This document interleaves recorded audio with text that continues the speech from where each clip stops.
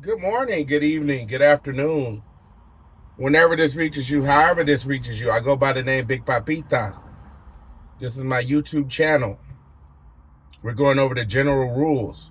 Let me preface this by saying I'm not a union representative. I'm just a member like you. I'm just trying to put out the information so we can be educated about the rules and the contract, right? So yesterday we were going over section 4.0, which is drive into the route and different rules. So we're going to continue from where we left off. I believe we left off on hand signals. So now we're at intersections and turning. Always scan at least 12 to 15 seconds in front of the truck to identify the intersection level and any associated hazards. Always be in the proper turning lane, at least half a block before the intersection. Never wave people or vehicles through any intersection.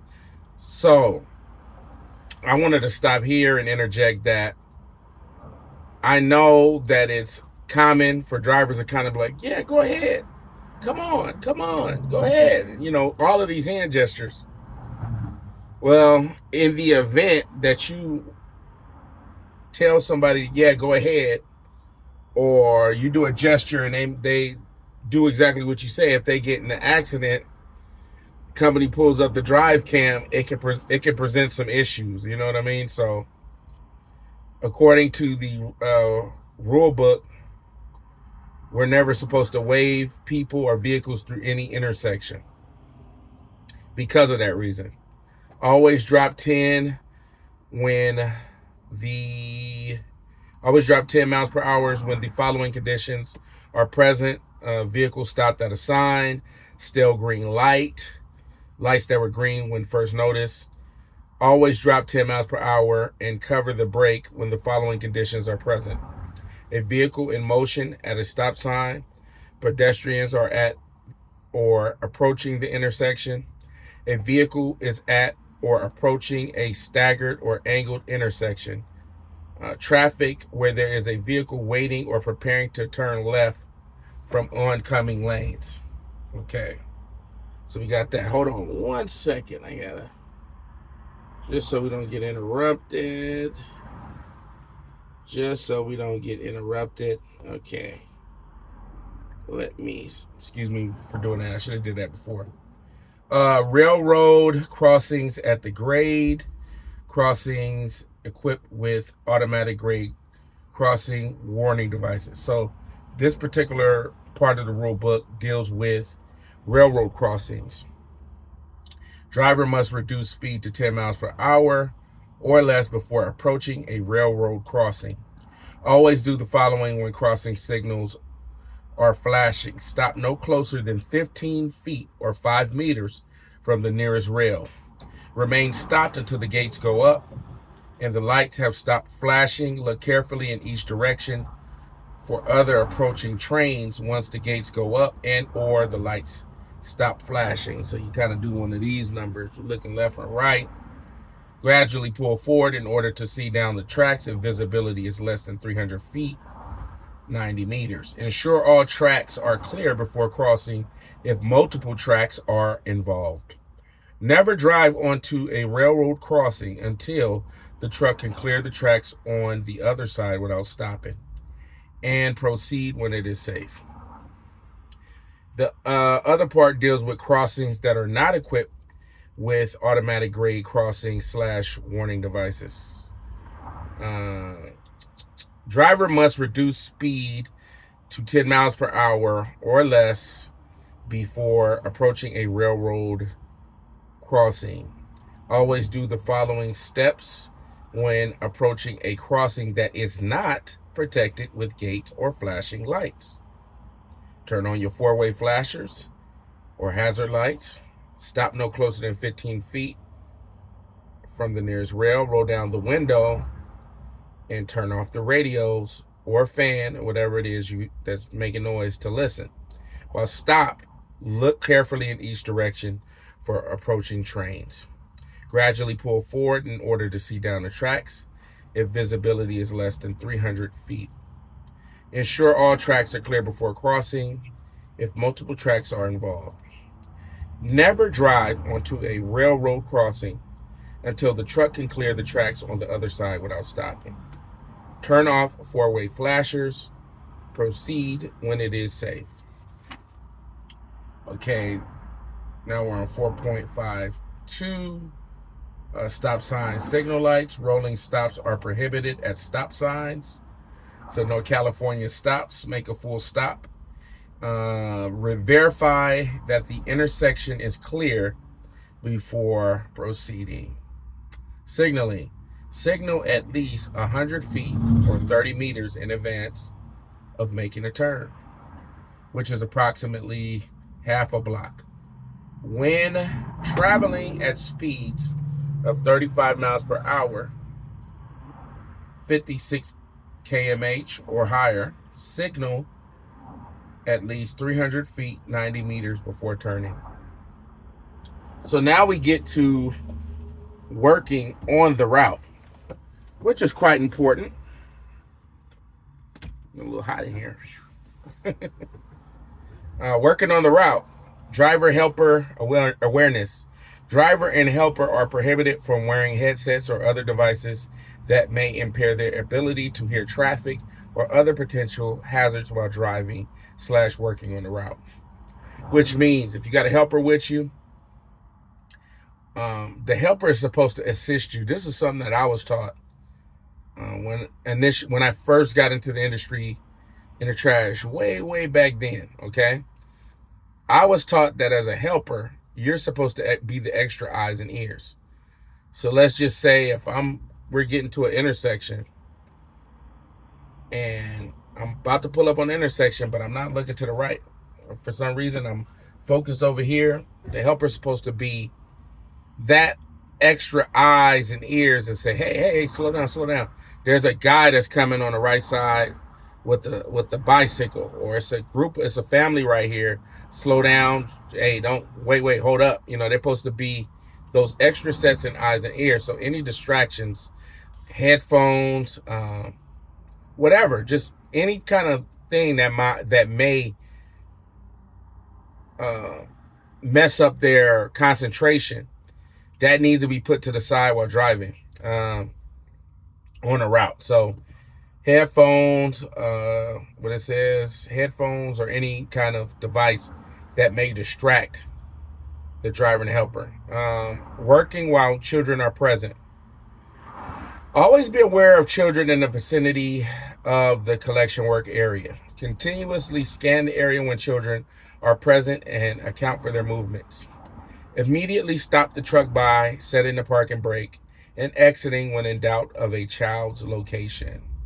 Okay, so you see a child, then you don't see the child, stop the truck and don't even move until you know where the child is. Inspect the area and around and under the truck, and do not move until there has been a verification that the area is clear. Never allow children to play in, on, or around the immediate area of the truck. So 5.1, this is kind of serious. This right here is serious. Okay, so I've been asked about this as well. And I knew that it was there's somebody, for example, there's somebody in the surrounding areas that is a YouTuber, because we like to have, there's a lot of people who have interest in the way that the truck operates, the type of truck.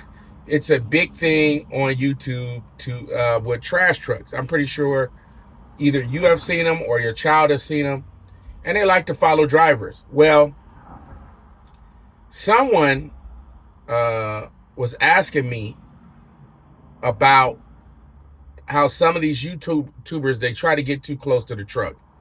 They try to mess with certain things on the truck or touch certain things on the truck that they're not supposed to touch. This very, very clearly states that they aren't even supposed to be around or near the truck. Now, a safe distance, that's good. But as you know, with these trucks and with these devices, this could be very, very fatal. So if somebody is near your truck, you have to tell them, hey, look, you got to keep that distance, because this right here is evidence and proof that um, these people that try to get too close to the truck or try to get near the truck, that is a problem. Okay, you're not. They're not supposed to be uh, playing in any form or fashion with the truck. 5.1.2 Driver awareness while servicing containers. Ensure the area is clear of pedestrians and vehicles during the approach to the container and while servicing the container, underneath or near. So when they tell us about situations that happen throughout the nation regarding drivers and servicing containers and people actually being inside the containers, if there's a way you could kind of tap a container, or you could kind of make some noise, hey, is anybody there, lift the container lid up, that's regarding that. Driver awareness while servicing containers continued. Waiting to service a container. Stop truck operations if the area is not clear of pedestrians or vehicles. Okay. Emergency flashers. No, but before I get into the next part, if you know that there is,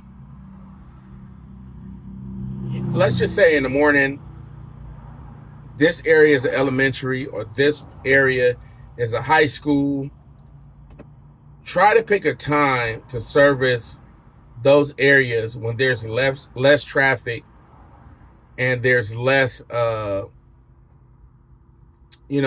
pedestrian traffic with pedestrians or children. Those are high traffic areas around that time, and they can present a lot of issues. People trying to squeeze past the truck. I've heard of a situation where a driver dumped a residential container. Something flew on the other side and hit the windshield of a car.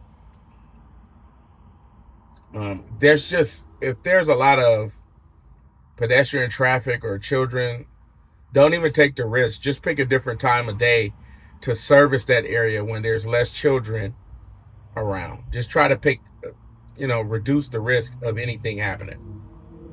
So emergency flashers and strobe lights. Turn on emergency flashers and warning strobe lights when a truck is traveling significantly slower than the posted speed limit, blocking or partially blocking a lane of traffic, collecting trash during residential and rear load commercial operations. Example, helper walking in the street, traveling on the rear riding step, or other activities where there is a possibility of a vehicle striking them. And another one is broken down while on side of the road. So these are times that they want you to use your emergency flashers and strobe lights. Do not use emergency flashers and strobe lights when not in the process of servicing customers, traveling in the flow of regular traffic, making a turn at an intersection. That is when not to use the emergency flashers or strobe lights. We go through this almost once at least every month. 3 points of contact. Maintain 3 points of contact when mounting or dismounting trucks. 3 points of contact consist of both feet and one hand, or both hands and 1 foot making contact with the truck. Very important when considering slips, trips, and falls. 3 points of contact continued. Always face the truck when mounting and dismounting. Okay? Getting in, out, and on, off the truck. Always open the cab door completely before mounting or dismounting. Employee must be safe when getting in or out of the truck. Always do the following when getting in or out. Obtain a secure grip on the grab handle. Okay, firmly step and shift the body weight evenly. Look for loose objects and slippery substances on surfaces. Rocks, waste, oils, grease, water, etc. Uneven ground. Keep steps free of debris. Never jump off the truck. Do not get on or off the truck while it is in motion. Wait for the truck to come to a complete stop before getting off. Do not dismount if traffic is present.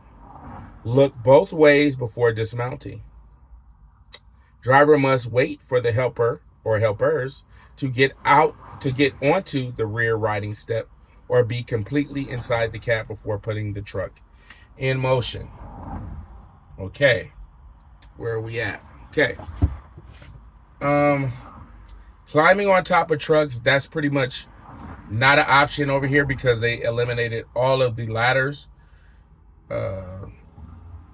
So we won't go over climbing on top of the trucks.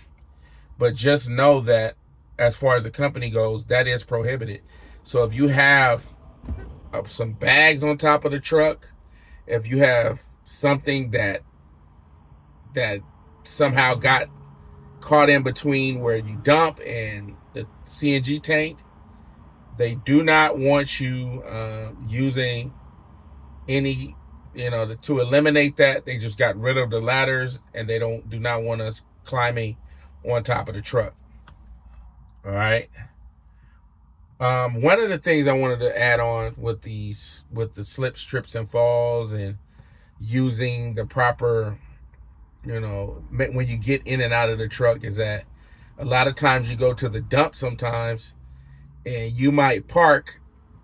Let's just say that the Caterpillar, whatever that thing that pushes the trash around, they didn't get to a spot that you parked next to, and you had to be careful getting out of that truck because sometimes you can step onto something and, twist an ankle or hurt yourself. So just be careful when you're at these landfills, when you're at these transfer stations, to make sure that when you step down with that foot, that it's actually a flat surface or it's actually clear of any items that could cause an issue or could cause a problem. It says, working surfaces, always use handholds when available to guard against slipping and stumbling. Adjust the pace and actions to accommodate for weather, time of day, and inclines. Always scan the area for tripping hazards, uneven surfaces, and moving hazards. So it's adding on to what I'm saying. It says, prepare the truck for travel. Ensure the forks and arms are in the proper travel position according to truck specifications. So going from the yard to the first stop, you need to have the forks all the way up, according to however your truck specification is. That's with commercial. For the arms, make sure that you got the pin inside whatever lock. If there's a pin to hold the arm, put that pin inside. Make sure that the arms, the what am I trying to say? The grabber is retracted, meaning that the grabber isn't closed.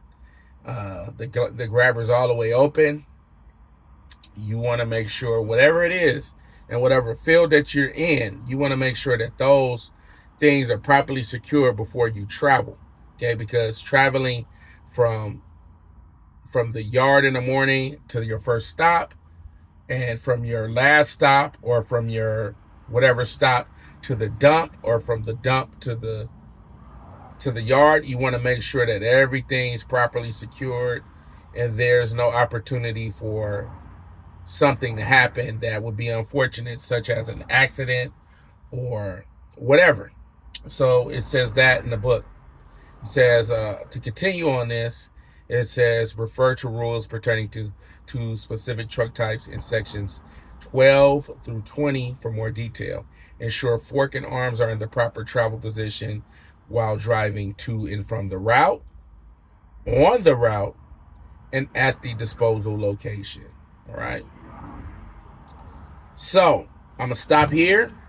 Tomorrow we're gonna pick up at zigzagging. So we're gonna pick up at zigzagging, and we're going to continue from there, which is 5.8. But it is a lot of rules, ladies and gentlemen. It's a lot to go over. It's an entire stack. So every day, or as soon as I can, I'm going to try to upload these videos so you guys become aware and you guys become educated on these general rules. Okay, it's a lot. So if you haven't done so already, please hit the subscribe button, hit the like button, share it, because sharing is caring, and some people may not know, right? And by you watching this video, by you taking the time to sit through this video up to this point, I really appreciate it, and it shows that you're going to be educated when confronted with a situation, whenever, on a route, doing their OVA or whatever they call it, OBA, whatever. You'll be educated. So this is Big Papita. I'm signing out. You guys have a good one. Until next time. Peace.